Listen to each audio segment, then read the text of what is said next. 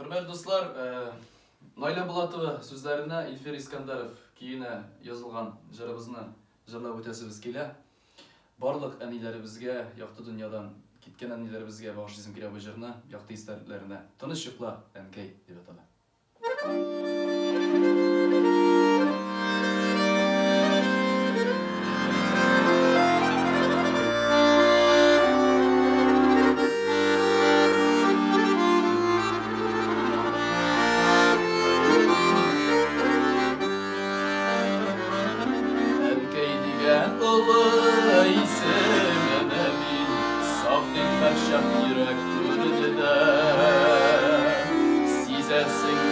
Şeşekler tutup haberine girdim bugün de.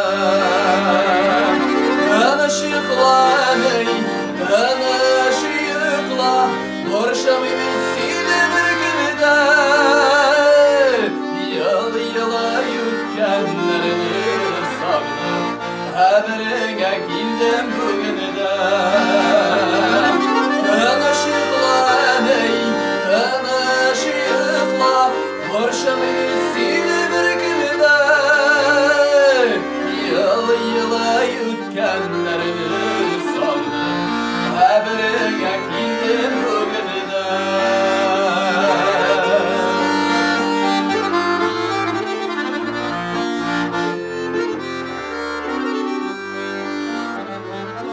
Elde bulsam yine hatırımda senin kuşun gözlerin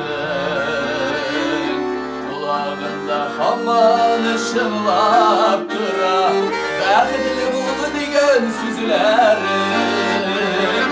Tanışıklar ey, tanışıklar borçamı bilsiydi bir günde.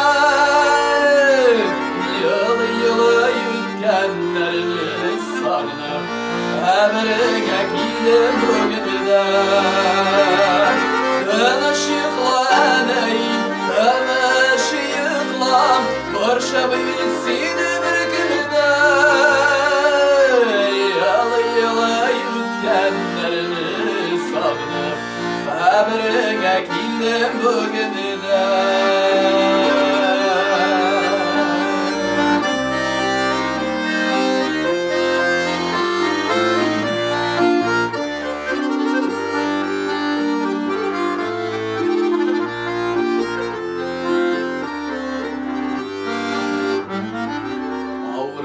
Bir küredik erkek çıkarma ölekin yüzüne. Ağır toprakların jingeli bulsun sabırlı bir Xuday üzüme. İndigide uylasam da yollarım gersiğe baralar.